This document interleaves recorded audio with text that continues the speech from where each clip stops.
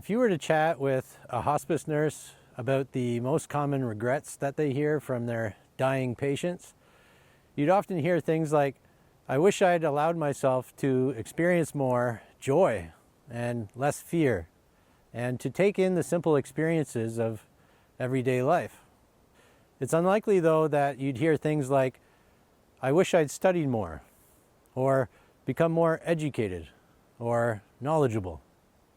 Why is that? The reason is simple. No amount of acquired knowledge can help you to experience life more deeply, more authentically. In fact, acquired knowledge is that little carrot on a stick that's been leading you away from this moment your entire life, keeping you in an endless loop of useless thinking. Have you noticed? There's always been a good enough reason to think about something else, something other than this, mainly because this doesn't require you to think about it at all.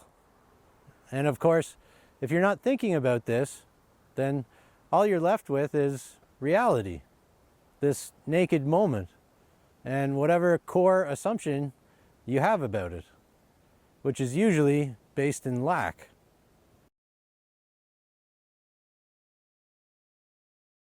The dying are so often full of regret because they too lived their life chasing this same carrot of acquired knowledge. The only difference is that they no longer have the luxury of time to tell themselves that something else is more important. They no longer have the luxury of ignorance.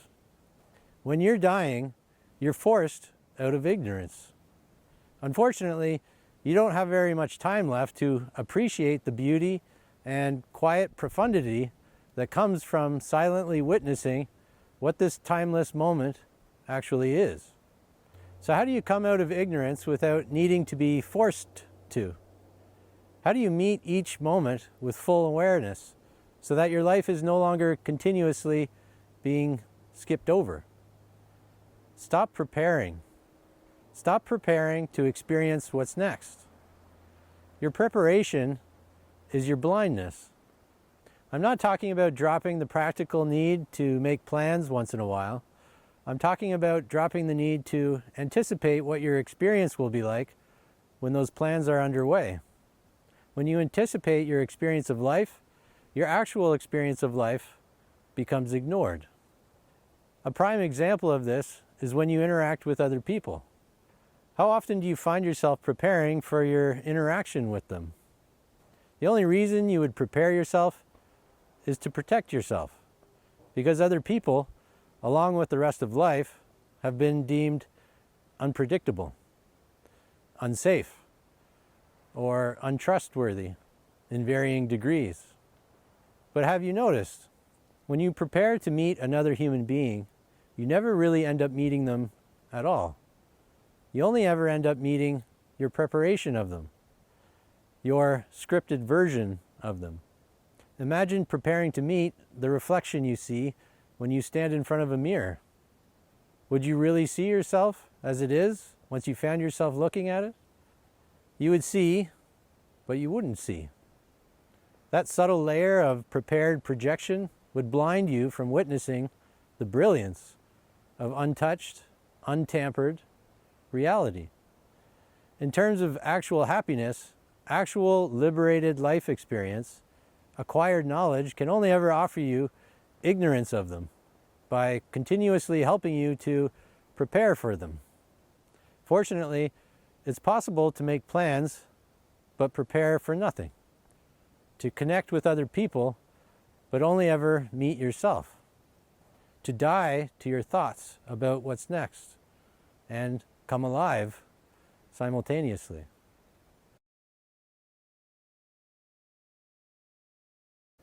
So why is our core assumption about reality based in lack?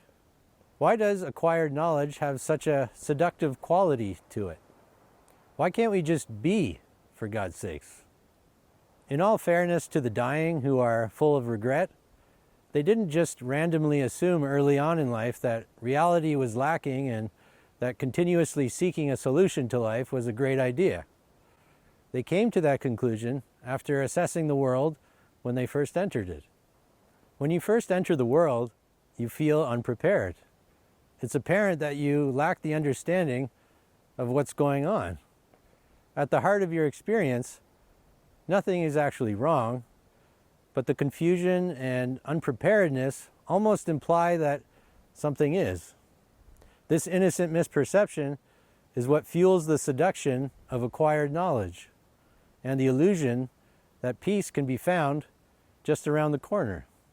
You begin preparing to handle life in the meantime until you round that corner.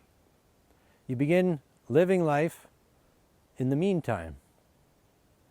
Of course, seeing life through this lens means that everything that comes your way will always be interpreted as further evidence that reality is not quite right just yet. This is why we feel the constant need to be productive, and why silence always feels so unproductive. Silence doesn't get you anywhere and doesn't give you anything. All it does, if you stay with it long enough, is show you that there's nowhere more important that you need to be, and that you've already been given everything that's actually worth having. So if the dying stumble upon the gift of life by having time removed from the equation, then perhaps that's something worth taking into consideration. We've all been trained to believe that having more time on this earth should be the goal. In reality, though, one moment out of time is enough to experience life for an eternity. After all, real life only exists in eternity, not in time. It's true that life isn't worth living if you're supposed to find its worth. You've likely realized that by now. The only alternative is to find out if its worth already resides in what was previously deemed to be worthless, not worth your time. Time isn't a given. You don't have to experience it. The dying can confirm this. Whatever it is about you that exists on a timeline is not really you anyway. Thank goodness. And if it seems that there's nothing that exists outside of a timeline, then that means you're nothing. Thank goodness. Being something is clearly overrated. Time is clearly overrated. Waiting to experience life is clearly overrated. This is how the dying stop dying. They let go of the one thing that brought them to life, and thereby let go of the one thing that can take it away: time. If you happen to not have much time left on the planet, don't worry. You don't need it. Just one moment is enough, isn't it?